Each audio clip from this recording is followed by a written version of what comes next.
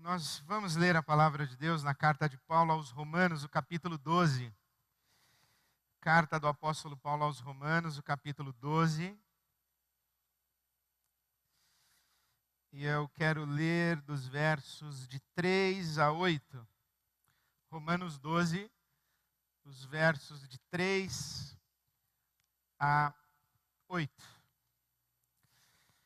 Se você já achou na sua Bíblia,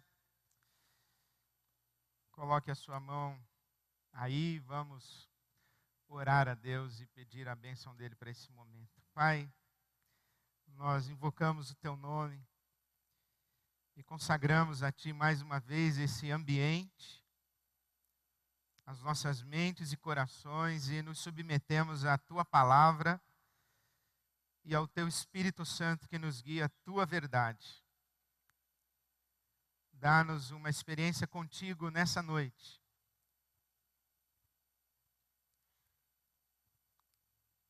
É o que te pedimos em nome de Jesus e para a tua glória. Amém.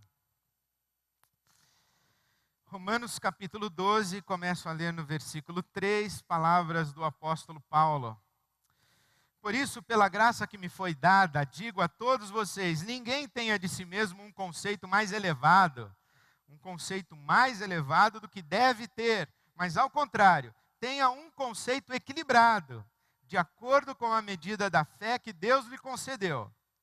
Assim como cada um de nós tem um corpo com muitos membros, e esses membros não exercem todos a mesma função, assim também em Cristo, nós que somos muitos, formamos um corpo, e cada membro está ligado a todos os outros membros. Temos diferentes dons de acordo com a graça que nos foi dada. Se alguém tem o dom de profetizar, use-o na proporção da sua fé. Se o seu dom é servir, sirva. Se é ensinar, ensine. Se é dar ânimo, que assim o faça. Se é contribuir, que contribua generosamente. Se é exercer liderança, que a exerça com zelo. E se é mostrar misericórdia, que o faça com alegria. Amém. Hoje eu quero chamar a sua atenção para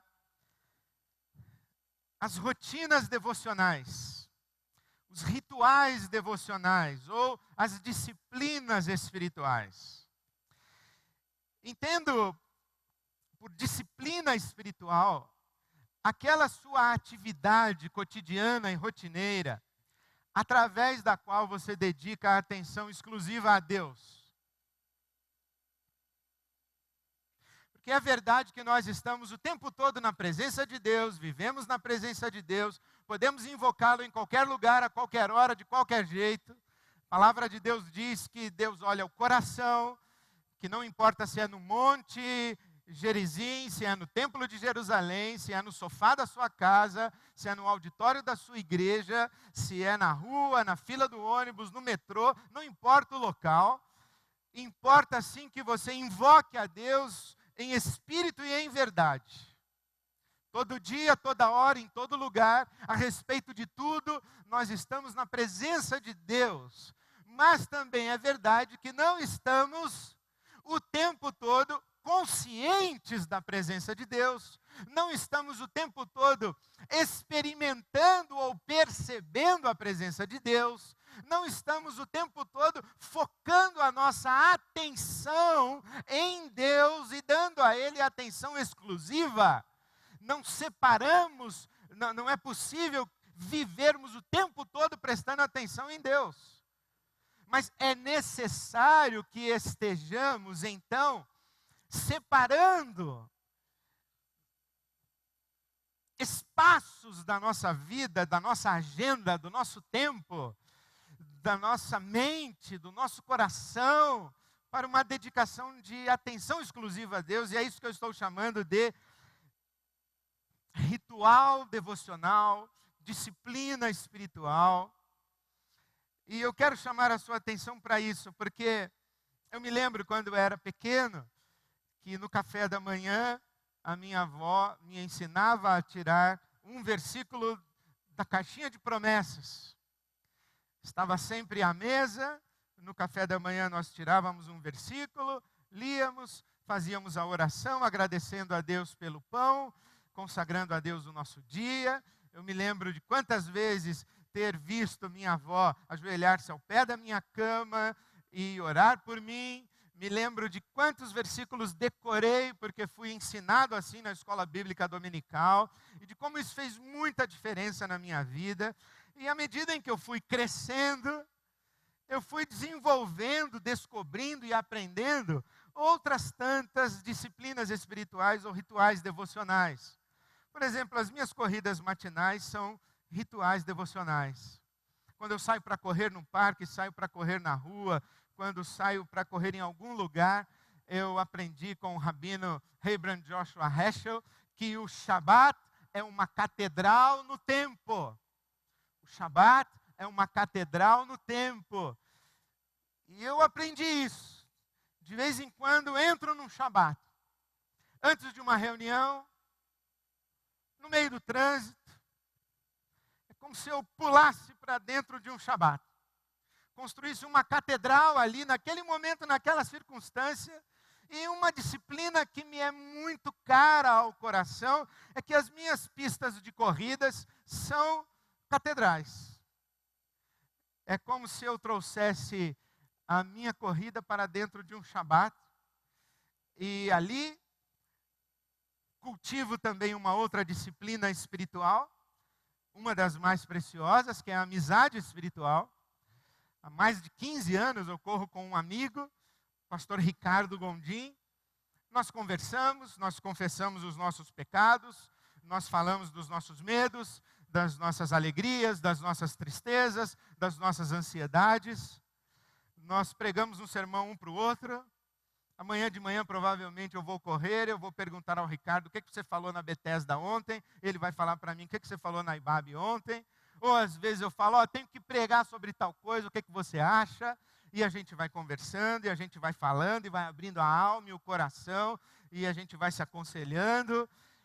A mesa com amigos espirituais é um espaço absolutamente sagrado. Eu não tomo decisões na minha vida sem compartilhar com os meus amigos espirituais. Amigos espirituais você conta nos dedos de uma mão. Se você tem mais do que 5, tem muito, pode cortar. Tem mais do que 5, tem muito. Se você não tem, está faltando um bem preciosíssimo na sua vida. Os seus amigos, as suas amigas espirituais. Pessoas que amam você, que conhecem você, sabem da sua família, sabem da sua história. E você vai abrir o coração com essas pessoas. Eu me lembro, por exemplo, quando nós começamos o nosso ministério aqui na IBAB, eu e a Silvia. Houve um período muito difícil em que alguns irmãos da igreja resolveram falar mal de mim. Eles não têm motivo para falar mal de mim, mas tem um pessoal que acha que tem. Então, eles acharam os motivos. E eu fiz o que faço até hoje, quando necessário. Eu fui procurar o meu mentor espiritual, o meu pastor, o meu discipulador, e falei, Douglas, as pessoas na igreja começaram a falar mal de mim, fazer críticas contundentes, duras, pesadas a mim, ao meu ministério. O que eu faço? E o Douglas era, porque ainda está vivo, ele é daqueles camaradas que tem um olho que olha para um lado, outro para o outro, sabe como? E você nunca sabe se ele está olhando para você, se ele não está, se fica numa situação delicada, se ele está prestando atenção, se ele não está. E ele ficou me olhando, ou não sei se ele ficou me desviando, mas ele ficou ali prestando atenção. Eu falei, depois que eu acabei de falar, como era do feitio do Douglas, ele simplesmente abriu a Bíblia no Salmo 141 e leu para mim, fira-me o justo, isso será como um óleo de unção a escorrer sobre a minha cabeça. E o Douglas disse assim, meu filho, preste atenção, se essas pessoas que estão criticando você, que estão falando das suas dificuldades, que estão apontando as suas falhas, que estão oferecendo alternativas de caminhos ao que você está fazendo, se não são pessoas justas que Deus está querendo usar para lapidar a sua vida, aperfeiçoar você. Isso é uma disciplina espiritual. Uma disciplina espiritual que eu tenho é escrever carta. Eu escrevo cartas para os outros. Aí deleto depois, eu dificilmente mando. Porque as cartas que eu escrevo, assim, geralmente são cartas provocadas por uma fala atravessada. Quando alguém, por exemplo, manda um e-mail atravessado para mim, eu respondo no ato. Solto todo o meu fígado, a minha espiritualidade adâmica. Falo tudo, tudinho. Aí depois deleto e escrevo: meu irmão, Deus te abençoe. Tá. Mas é uma disciplina espiritual. Quando eu tenho que tomar decisões, eu converso com os meus amigos, aí eu mando uma carta para mim mesmo. Mando uma carta para mim mesmo. Aí leio uma vez, 2 vezes, 3 vezes, às vezes demoro 15 dias para ler uma carta. Nos dias de hoje, por exemplo, 15 dias para tomar uma decisão é uma eternidade. Assim, o pessoal, é tudo que é rápido. O sujeito manda um e-mail de manhã, à tarde você não respondeu, ele já está te dando bronca, já está cobrando. Mas eu mando carta para mim e também tem uma outra coisa que eu faço, assim, vou confessar para vocês, eu falo sozinho. Falo comigo mesmo. Mas eu sei que você fala também com você. Você fala sozinho. Se não fala, você devia falar. É uma coisa muito boa falar sozinho. Quem me ensinou isso foi o salmista. Salmo 42. O Salmo 42, o salmista diz assim: por que estás abatido, a minha alma? Ele faz uma sessão espírita com ele mesmo. Ele invoca o espírito dele. Ele invoca o espírito dele e fala com o espírito dele. Ele fala: por que você está abatido? Por que você está chateado? O que está acontecendo? Por que você está assim? Que sentimento é esse que está no seu coração? Que vontade é essa? Você não é assim. Contenha-se. Então eu queria hoje à noite estimular você a amanhã de manhã você se olhar no espelho e falar com você mesmo.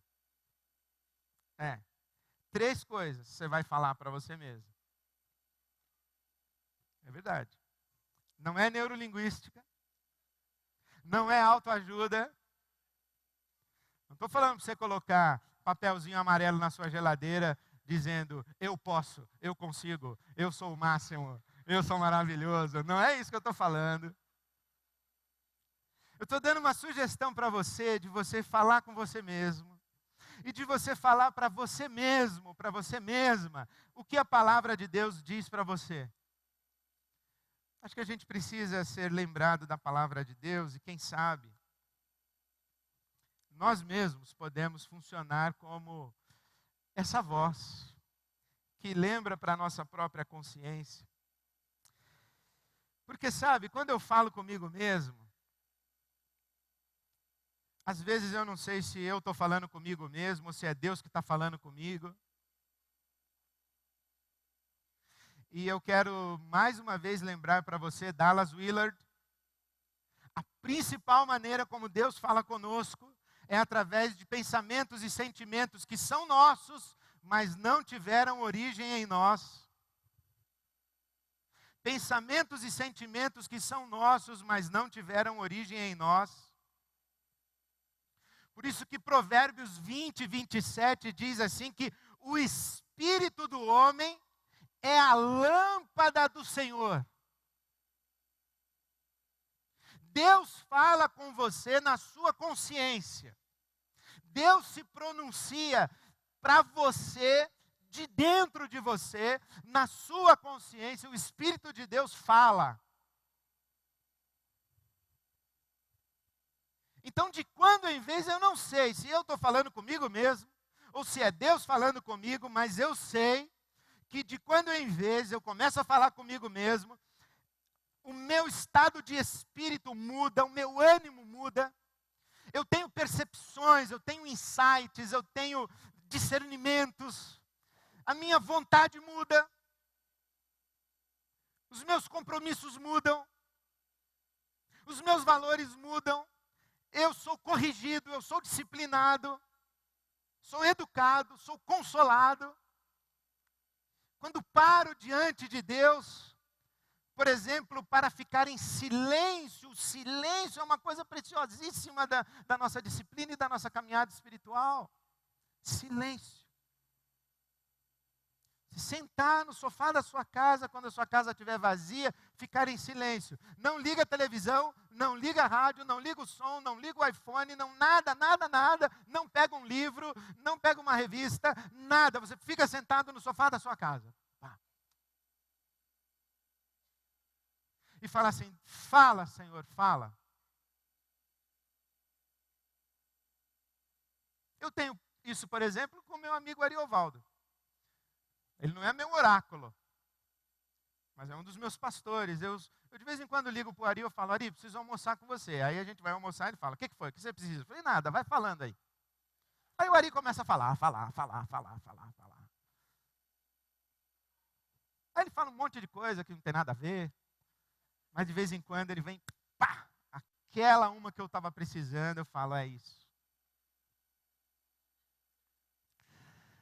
E numa dessas que eu estava conversando com o Ari, ele falou uma coisa que está aqui em Romanos 12. Quando eu li, eu falei, ele tirou daqui. Ele falou assim, você sabe, né, Ed, a coisa mais óbvia é que humildade não é a negação da virtude. Eu falei, claro, Ari, isso é trivial. A humildade não é a negação da virtude. Isso mesmo. Aí fiquei quieto, né? O que vem? Ele falou assim, a humildade é quando você afirma a virtude, mas reconhece que você recebeu de Deus. Falei, é isso. Isso aí que é humildade. Humildade não é a pessoa, humilde não é a pessoa que quando você diz assim, você é inteligente, a pessoa diz, não. Nossa, você está linda hoje. Não, são seus olhos. Puxa, olha, parabéns pelo seu trabalho. Falei, não, foi sorte. Não, isso não é humildade. A humildade que a Bíblia ensina para nós é dizer assim, você é inteligente, sou mesmo, sou inteligente. Você tem um talento musical extraordinário. Tenho sim, acima da média. De vez em quando eu venho aqui na IBAB, eu sento, eu escuto os caras tocando, dói. De vez em quando eu sento aqui, eu vejo, esses caras são, Deus deu talento para eles. Aí eu levanto, vou lá e falo, Deus abençoou a sua vida com talento extraordinário. Aí a pessoa diz assim, é verdade, Deus me deu talento mesmo. Ou você vai chegar pro Phelps e falar assim, você nada rápido, hein, cara? Não, que nada. Ele tem que dizer, nado sim, eu nado muito rápido. Deus me deu talento, Deus me deu inteligência, Deus me deu senso de justiça, Deus me deu raciocínio lógico, Deus me deu noção de espaço, Deus me deu percepção estética. O que Deus te deu? Assuma que Deus te deu, mas diga, foi Deus que me deu. Então amanhã você vai ficar na frente do espelho, vai olhar para você de manhã antes de sair de casa e falar assim, Deus abençoou você muito. Queria estar lá para ver você amanhã. Vou pôr uma câmera escondida lá no seu banheiro. Você fica na frente do espelho e fala, Deus abençoou você muito. Muito. Deus derramou graça na sua vida. Porque derramou mesmo. Deus te deu talentos, Deus te deu saúde, Deus te deu oportunidade de trabalho, Deus te deu oportunidade de estudar, Deus te deu um pão sobre a sua mesa, Deus te deu roupa para vestir, te deu casa para morar. Deus te deu uma comunidade, Deus te deu a oportunidade de conhecer o Evangelho. Você sabe ler, sabe escrever, você tem força para trabalhar, você tem inteligência, você tem virtude, você tem sensibilidade ética, você tem um coração íntegro, você realmente busca fazer a vontade de Deus e viver de maneira digna, você realmente quer conhecer a Deus. Você realmente está numa peregrinação e numa caminhada espiritual. Tudo isso é bênção de Deus. Deus te deu amigos. Deus te deu amigas. Tudo isso é bênção de Deus. Então amanhã você olha para você no espelho e fala, Deus te abençoou muito. Aí depois você coloca uma vírgula e diz assim, então para com essa ladainha de se sentir vítima. Para de reclamar, para de resmungar. Para de murmurar, para de encontrar desculpa, para de procrastinar, para de fingir que não está vendo. Deus te abençoou. Então tira essa roupa de vítima e olhe para você e diga assim: Deus te abençoou. Aí depois você coloca outra vírgula e diz assim: mas não vai ficar se achando. Se foi Deus quem te deu e quem te abençoou, não há razão para você ter orgulho. Não há razão para você ser vaidoso. Não há razão para você julgar os outros. Não há razão para você se sentir melhor do que ninguém. Porque se é verdade que se Deus te abençoou, não há razão para você se sentir pior do que ninguém, menos do que ninguém. Se foi Deus quem te deu o que você tem, também não há razão para você se sentir melhor e mais do que ninguém. Então isso é uma coisa que o apóstolo Paulo diz aqui, olha, versículo 3. Humildade. Cada um pense de si de maneira equilibrada. Não pense mais do que convém pensar, mas também não negligencie a graça que lhe foi dada. Que tristeza é isso, quando as pessoas desprezam a graça de Deus nas suas vidas. Não conseguem enxergar os frutos da graça de Deus em suas vidas. Não têm espírito de gratidão, não conseguem enxergar nada de belo, nem em si mesmos, nem nas outras pessoas. Então o apóstolo Paulo está dizendo aqui, olha, fique diante do espelho amanhã e diga: Deus abençoou você.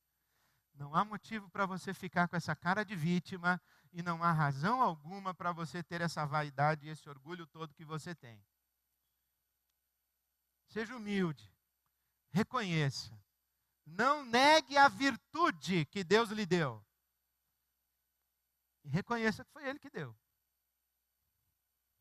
Então amanhã de manhã você olha lá para você e diz: Deus te abençoou muito. Mas você vai dizer uma segunda coisa. Você vai dizer assim: Deus te abençoou muito, mas Ele não te deu tudo. Não te deu tudo. Deus te abençoou muito, mas Ele não te fez autossuficiente. Deus te abençoou muito, mas você não é independente de ninguém. Você precisa de todo mundo que está em volta de você. Assim como cada um de nós tem um corpo com muitos membros, e esses membros não exercem todos a mesma função, assim também em Cristo nós, que somos muitos, formamos um corpo e cada membro está ligado a todos os outros. Assim como Deus me abençoou muito, e eu sei que Ele me abençoou, eu sei que Ele abençoou você também. E bobo sou eu, se não bebo na fonte de Deus da sua vida. Se não sou abençoado por você com a bênção que Deus lhe deu. Se não me abro para receber o que você tem para me dar.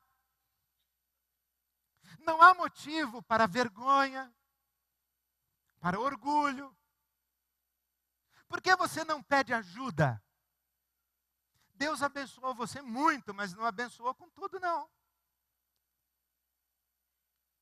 Então você precisa de outras pessoas. Coisa patética é quando vê uma mulher. Eu não gosto dessas coisas. Você vem falar comigo assim, já está sabendo que eu não gosto. Eu fico com uma tentação. Você fica me empurrando para pecar. A mulher que vem para mim e diz assim: pastor, fala com meu marido, mas não fala para ele que eu falei com o senhor, não. Ah, já começa a me dar um comichão. De eu ir falar com o cara, falando: rapaz, tua mulher veio reclamar de tu para mim. O que está acontecendo na tua casa, no teu casamento? O que está acontecendo lá? Você não está vendo que a tua mulher está infeliz? Fica mandando recado. Eu fico com essa vontade. Mas eu entendo as mulheres. Porque a gente é orgulhoso, a gente é vaidoso, a gente não quer mostrar as fraquezas, a gente tem medo da rejeição, a gente é hipócrita mesmo. A gente finge que está tudo bem. E Deus distribuiu os seus dons, os seus recursos, Deus distribuiu conhecimento, Deus distribuiu experiência, Deus distribuiu sabedoria. Está tudo à nossa volta. Tem ali no hospital, tem um terapeuta ali na esquina, Tem um curso de atualização e capacitação ali do outro lado da rua, mas a gente fica ali, na mesma toadinha, vivendo do mesmo jeitinho. Por quê? Porque não quer admitir que a gente tem falta, que a gente precisa ser corrigido, que a gente precisa ser aperfeiçoado, que a gente precisa ser disciplinado, que a gente não sabe tudo e que a gente não tem todos os recursos. É mais fácil quando a questão é técnica. A questão é mais ou menos assim, técnica ou explicitamente física. Uma fratura exposta. Aí você vai no hospital. Mas uma depressão assim que se arrasta. Aí você acha que é na oração. Não é não. Não é não.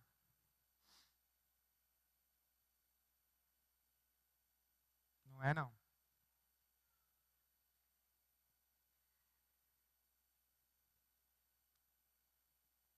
Quando, por exemplo, assim, você começa a não enxergar direito, aí você vai no oftalmologista.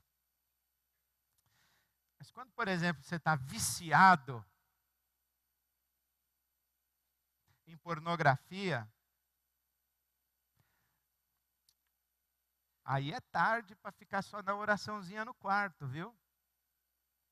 Quando você tem assim um hábito de mentir descaradamente, você já tem fama de mentiroso, na sua família todo mundo fala que você mente. Não adianta só você ficar atendendo o apelo no domingo. Você tem que procurar ajuda. Quando você caiu num cativeiro emocional e você se relaciona com uma pessoa que abusa de você, bate em você, depois chora pedindo perdão. Já é a 18ª vez que ela chora pedindo perdão. Não adianta só a oraçãozinha no quarto não, filha. Ou filho, né? Porque tem mulher que eu vou te falar. Tem que pedir ajuda. Tem que acionar o corpo. Tem que ir para a comunidade. Tem que ir para a riqueza que Deus distribuiu no mundo.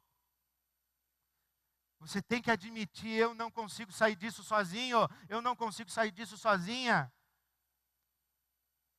Aliás, sobre essa questão de violência doméstica, abuso infantil, a coisa está cada vez mais grave. Eu lembro um dia que acabou aqui a nossa celebração, aí uma moça falou assim para mim, pastor, eu estou com um casamento marcado, mas o meu noivo é um pouco violento. Assim, ele bate em você, né? Ela falou, o senhor acha que Deus pode curar o meu noivo disso? Aí eu falei para ela assim, eu acho não, minha filha, eu tenho certeza que Deus pode. Só não sei se ele vai. Mas que ele pode, eu tenho certeza. E o senhor acha que eu devo casar com ele ou não? Aí. Eu vou dizer para você o que eu respondi. Na hora foi o que me ocorreu. Eu falei, minha filha, você deve casar com ele se você estiver disposta a apanhar o resto da vida. Porque se ele parar de bater em você em algum momento, é lucro. Mas se ele não parar de bater, você já casou comprometido a apanhar o resto da vida. Não vai ter decepção.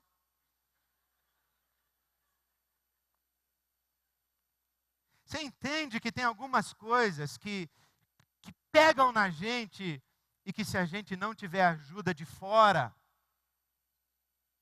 dificilmente a gente sai.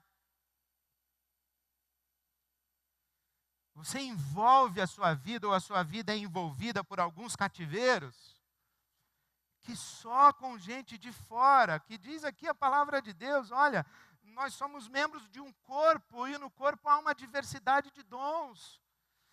Você pode ter muito, e eu sei que você tem, mas você não tem tudo. Pelo amor de Deus, busque ajuda. Busque ajuda, não tenha vergonha, não tenha orgulho.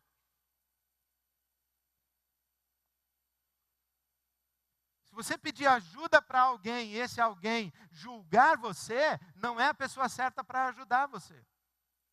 Se você pedir ajuda para alguém e esse alguém fizer uma carinha de espanto assim, não é a pessoa certa. Mas busque ajuda. Deus abençoou o corpo. E você vive no corpo, não desperdice a riqueza que existe no corpo de Cristo. Diz o apóstolo Paulo: assim como cada um de nós tem um corpo com muitos membros, e esses membros não exercem todos a mesma função, assim também em Cristo nós somos muitos, mas formamos um só corpo. Na verdade, sabe o que o apóstolo Paulo está dizendo? Para você procurar alguém e falar assim: eu vim pedir a ajuda de Cristo. E eu vim pedir que você reparta comigo aquilo que Cristo te deu. Porque aquilo que Cristo te deu vai abençoar a minha vida. Então eu vim pedir a ajuda de Cristo e vim pedir para você: você pode me abençoar? Então amanhã, quero que você olhe no espelho de manhã e diga assim para você: Deus te abençoou muito. Pare de ser vítima. Não seja vaidoso, nem vaidosa, nem orgulhoso, nem orgulhosa. E lembre-se, Deus te abençoou muito. Mas não te abençoou com tudo que você precisa para uma vida digna, inteira, abundante. Ele colocou você num corpo e tem pessoas que te amam e que vão te ajudar. Agora, a terceira coisa que o Paulo diz aí no capítulo 12 de Romanos, os versículos de 6 a 8, você tem que dizer para você amanhã, quando você estiver diante do espelho, é o seguinte: bom, Deus te abençoou muito, então o que é que você vai fazer com tudo que Deus te deu para você abençoar o maior número possível de pessoas? Como é que você está repartindo tudo que Deus lhe deu? Você faz o quê? Você profetiza, você contribui, você anima. O que você faz? Porque alguma coisa boa você tem que fazer. Não é possível. Você sabe. Tem coisas que você sabe fazer. E eu queria aqui abrir o seu horizonte e lembrar que nós estamos no capítulo 12 de Romanos, em que o Paulo disse assim: olha, então consagrem a vida de vocês como um sacrifício vivo, santo e agradável a Deus, e essa é a adoração legítima. O que nós aprendemos em Romanos 12, 1 e 2, se você estava aqui, é que a nossa vida de consagração a Deus, ela é uma vida motivada de dentro para fora. É a compaixão, o amor de Deus que causa um impacto na nossa vida e a gente se devolve para Ele, se lança para Ele em adoração e consagração. Mas também a palavra de Deus diz assim, que a vida de consagração a Deus, ela acontece para além do espaço religioso. E mais do que isso, a vida de consagração a Deus e a nossa adoração legítima não é um sacrifício de morte, é um sacrifício vivo. Isso significa que quando o apóstolo Paulo fala de dons espirituais, e olha como eu lamento o tempo em que a minha cabeça ficou presa no paradigma religioso e eu não conseguia entender que dom espiritual, que os dons, os carismas do Espírito Santo não foram entregues apenas a nós, os cristãos, e não foram entregues apenas para nós cuidarmos das coisas da religião e da igreja. Se você profetiza, profetizar é o quê? A tradução que está aqui na minha Bíblia é: fala animado e inspirado por Deus. Se você é um bom conselheiro, uma boa conselheira, se você ensina o quê? O Paulo não está dizendo se você ensina a Bíblia, se você ensina. Se tem facilidade para ensinar os outros, ensine. Ensine inglês, francês, matemática. Ensina geografia. Ensine. Ensine as pessoas. Ensine seus filhos. Se tem facilidade para ensinar os outros, ensine. Ele não está falando para ensinar na igreja, dar aula na escola bíblica dominical. Ele está falando, você é capaz de ensinar? Ensine. Tem um estagiário que trabalha no seu andar? Ensine. Construa esse menino, essa menina. Ensine.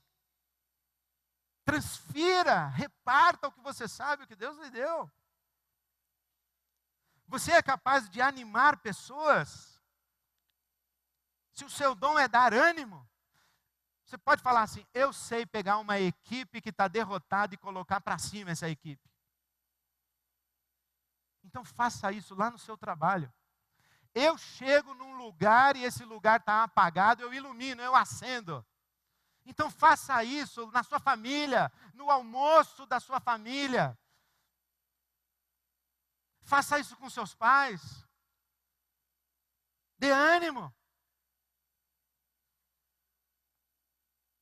Tem gente que a gente fala assim: o fulano é o palhaço da família. Graças a Deus, tem que ter alguém para fazer a família rir, pessoal. Isso é um dom. O dom de ser esperançoso, esperançosa, de encorajar pessoas. Se você é uma pessoa que sabe animar os outros, vá no hospital. Tem gente que é bom não ir. Vai olhar para o doente e falar: nossa, você está mal, hein? Mas tem gente que a cura chega junto com essa pessoa. É dom. Toque nos outros. Abençoe as pessoas. Então amanhã você olha no espelho de manhã e fala assim: então, o que você vai fazer hoje para abençoar as pessoas em nome de Jesus e para a glória de Deus? Porque Deus te abençoa muito. Então, como é que você vai usar tudo isso que Deus te deu para abençoar pessoas? Então, eu vou terminar contando uma história que eu já contei várias vezes, mas eu gosto muito dessa história, então eu vou contar. A nossa audiência rotativa permite que eu conte essa história. É a história que uma vez eu estava no enterro de madrugada. Você sabe, enterro de madrugada é constrangedor, enterro de madrugada, porque o pessoal da solidariedade já foi embora, o biscoitinho já está no farelo, o café já está frio, já o negócio complicado. A família está naquele impasse. A gente tranca e volta de manhã ou fica aqui? Mas vamos deixar o papai sozinho aqui? Não, o papai não está mais lá, pessoal. O papai já foi. Parece que é uma traição ao morto, né? Então, é complicado. Eu sei que é complicado. Bom, eu estava lá de madrugada no enterro, e ali, o defunto aqui do meu lado, olhando para ele, 2 diáconos da igreja à minha frente, aí eu fui fazer uma filosofia ali e tal, e falei para eles assim: o que vocês querem deixar como legado? Olha que conversa de enterro de madrugada. O que vocês querem deixar como legado da vida de vocês quando vocês estiverem aqui nesse caixão? Era uma questão para dar um assunto, né? Era para dar um assunto. Aí um deles respondeu o seguinte: eu quero deixar uma família vivendo confortavelmente. Toda vez que eu conto essa história e que eu lembro dessa história, eu penso nas Casas Bahia. Porque uma família vivendo confortavelmente, a Casas Bahia ajuda. Faz um carnê, compra um micro-ondas, uma geladeira, um freezer, uma TV, troca os móveis da sala. Casas Bahia ajuda. O que é uma família vivendo confortavelmente? É um AP para cada filho? É o quê? Isso é um projeto de vida mesquinho da nossa classe média, né? Uma família vivendo confortavelmente. Se é só esse o seu projeto de vida, o que é que você faz para abençoar pessoas para além dos seus vínculos familiares? Para abençoar gente que você não conhece? Para abençoar gente que está do outro lado do mundo? O que é que você faz? E durante muito tempo eu pensava nos dons espirituais como fazer coisa dentro da igreja. Ai, Deus que me perdoe. Hoje eu penso na sua carreira profissional. Hoje eu penso no seu trabalho, na sua atividade profissional. Você ajudar um cidadão brasileiro a comprar sua casa própria. Você alfabetizar uma criança. Você vender decentemente o seu carro. Não apenas para fazer negócio, porque você está trocando o carro, vai ter um carro novo. Mas você vender o seu carro na perspectiva de eu vou abençoar uma pessoa na troca do meu carro.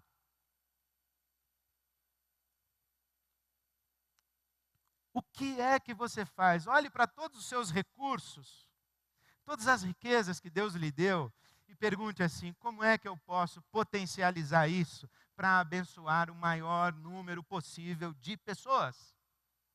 Então, amanhã de manhã, compromisso de escoteiro. Você para diante do espelho, olha para você antes de sair para trabalhar, antes de começar o seu dia, você fala: Deus te abençoou muito, deixa de ser vítima. Deus te abençoou muito, não seja orgulhoso, porque tudo que você tem, Deus te deu. Seja grato, seja humilde, tenha gratidão no seu coração. Aí depois você fala assim: olha, Deus te abençoou muito, mas não se esqueça, Ele não te deu tudo. Então olhe ao seu redor e veja quem são as pessoas que podem cooperar com você, podem abençoar você, podem ajudar você e com quem você pode cooperar para abençoar pessoas. Você não está sozinho no mundo, você não é autossuficiente, você não é independente, você vive num corpo, então junte-se com pessoas, peça ajuda e ajude. Terceiro, olhe para você mesmo lá no espelho e diga assim: o que é que você vai fazer hoje para abençoar o maior número de pessoas com todas as riquezas que Deus lhe deu? Aí depois que você fizer isso, responder isso diante de Deus, fizer sua oração, você sai para trabalhar. Isso é um ritual devocional e um ritual de disciplina espiritual. Então eu queria que nós terminássemos cantando esta canção que Deus deu ao Cláudio, que o Cláudio deu para todos nós. Que eu particularmente considero uma das mais belas canções do repertório da Ibada. Quando se sabe que o que se tem não é seu, quando se sente o quanto a dor do outro lhe doeu, quando se tem para si que o que se sabe vem do céu, dispõe-se então a repartir, dispõe-se então a compartilhar. Coração que ama, serve. Coração que adora, ama. Isso é Romanos 12, conforme a gente leu hoje. Deus nos deu para a nossa riqueza, para a nossa satisfação, mas Deus nos deu para nós abençoarmos pessoas em nome de Jesus e para a glória mesmo dele, Deus o nosso Pai. Que assim seja. Amém. Vamos ficar em pé, vamos cantar e vamos sair para uma semana abençoada e abençoadora. Amém.